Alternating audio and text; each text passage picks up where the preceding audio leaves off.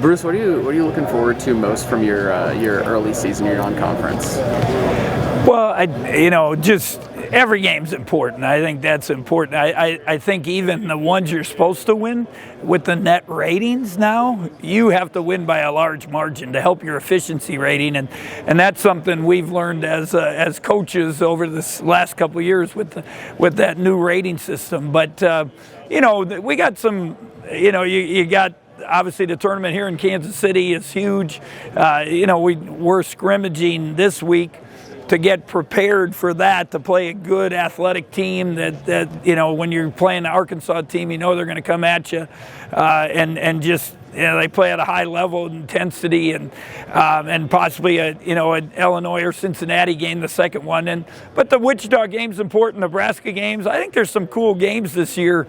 You got the former Big 8 team in Nebraska. You got Wichita. Haven't played them in a lot of years, and going down there, our fans always like that. So, and then Marquette. You got Shaka coming back and playing them. So it's non-conferences. It'll test us. There's no doubt. We'll find out. One of the other coaches here just said, "Why are you playing all those games?" But I think it's good for us. You got to prepare for the league. You got a lot of new faces over the last couple of years. What's the toughest part of coaching somebody who is kind of developed in a different program or has come up through a different program? It's something, you bring that up. It's ironic. We talked to Mark Smith about it. He's been in two pretty high-level programs, two really good coaches. And now, like defensively especially, the habits he had, he's got to get, you don't change habits real easily. So he's got to change those habits because our system, not that Missouri is wrong or Illinois is wrong, but we just have a different system, so he's got to pick those up, and it's going to take time. There's an old saying we talk about, 29 days creates a habit. So that's why we have 30 days of practice before we have games. Then you have about a month of non-conference games before you have league. So each you're getting those practice habits, you're getting those game habits, and then hopefully by, he'll get to the point when we get to conference that he's really bought into the system and he's doing those habits. You talk about habits changing. Earlier, the Big 12 coordinator officials was here, and he's talking about how rules are changing regarding how officials will play block charges and traveling and whatnot. Is that changing how you're teaching the players? I hope he's right, but they always say stuff they're going to emphasize, and we'll see how long it lasts.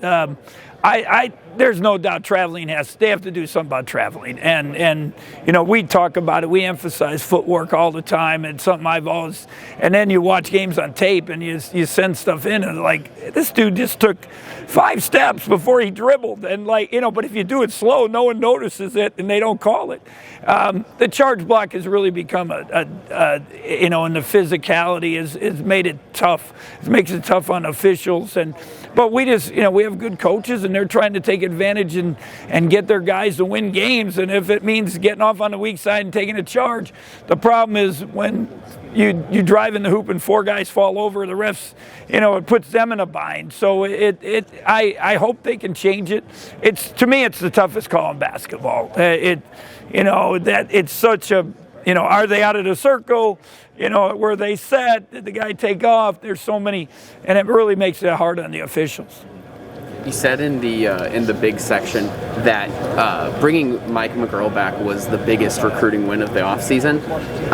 What exactly we see obviously what he brings to you on the floor, but what does he bring off the floor, especially a team that's full of so many new faces? Yeah, just a quality person, and he's happy to be at K-State. Last year was hard on everyone, all our student athletes, all students. It was hard on everybody, and I think he lost. It was like, gosh, maybe I need to find something else. But after he kind of settled down, talked to his parents, talked to his coach, and talked to us as a staff, I think he made the right decision, and he's happy being here. He wants to have a special year, and not only for himself but for K-State basketball, and leave some kind of legacy. He's been a part of a championship and an Elite 8 run. But he's in a different role. That was Dean Wade's team. That was Barry Brown's team. That was Cam Stokes. Now it's Mike McGuirl's team, and I think he wants to leave that legacy. So how do you see that playing out on the court? Him trying to leave that legacy. Well, one, he's not a vocal guy. He's a good person. Some guys are vocal, some aren't. And we had that group come in the program, with the military guys and leadership and taking accountability for everyone. And there's different leaders. There's frontline leaders. There's vocal leaders. There's second line leaders. And I think Mike is a leader by example. The thing I've tried to emphasize with him, you don't have to be loud and, cut somebody out or something, but saying something on the side, in the bus, on the plane, making sure you hold them accountable goes a long way, especially he holds himself accountable. He's in the gym almost every day. He works hard every practice. So when you do that and then you say something, they're going to listen, and I think that'll go a long way with him and our team. What are your thoughts on name, image, and likeness? Because I know Nigel kind of has a deal going on right now, right? I mean, what are your thoughts on that? How do you think it's going to affect your program? Well, if I say the politically correct thing, I'm supposed to say it's okay. I worry about it. I'll be honest. I think, and I've told this to a couple other groups, first of all, I don't think nationally the word has got out how well treated our players are. When I've heard guys on national broadcast, the NCAA is abusing these student athletes. That's wrong. Ask our guys how many times they're hungry. They get 4 meals a day, not 3. They get 4, and they're treated well. They get cost of attendance. They get if they qualify financial aid, they could work jobs if they wanted. They make too much money. They don't want to work. So again, I'm not against players making money. I'm all right. I think you've seen it in football. Some major guys get deals, and then they're finding out, hey, I get the money. Now social media are killing me because I'm not playing well. So it'll be interesting talking to some of the coaches in the hallways here, how the next couple of years is going to go with that. And, people are putting out money, and now the player does it. He's benched. Wait a minute. What's going to happen? So I'm all for the players. I'm for players being treated right. And, my thing is help the guys for their future.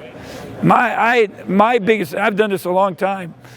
I have guys go to Europe, done with 8 years, come back, coach, help me. That's what the NCAA could really do. Help those guys. Help help them get jobs, help them give them a future, internships, things like that.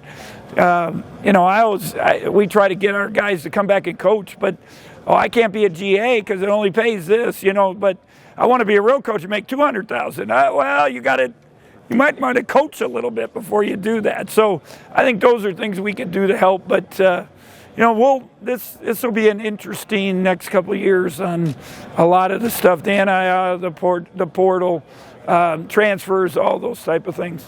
And then Selton got to do something pretty cool, right? He got to play with Angola over the summer. Yeah. How do you think that's going to help his game, if it has? And then where's he looking Well, he's improved. There's no doubt. Last year, at the end of the year, he was pretty good and guarded some of the better players in the country, guys that are playing in the NBA, and did a good job. So he found a niche last year. Now advance your other game. He's really worked on his pull-up jumper. He's a good passer, but he also has to learn you can't hit a home run every time you pass the basketball. And so his assist turnover have to get better. He is a vocal leader for us. So and I think just the experience of playing on the national team, I've watched. You look at my 19 and under team USA, the top 5 picks, the number 10 pick, number 32, and then 3 other guys in the NBA. So that experience, those guys weren't all there at that time. That experience really helps. But we're still given. He told us they were going to beat Luka. If you look at the score, they didn't get close to Luka, so we're still giving a heck about that. But a great experience for him, and I hope he appreciates that opportunity and gets to represent his country many times in the future.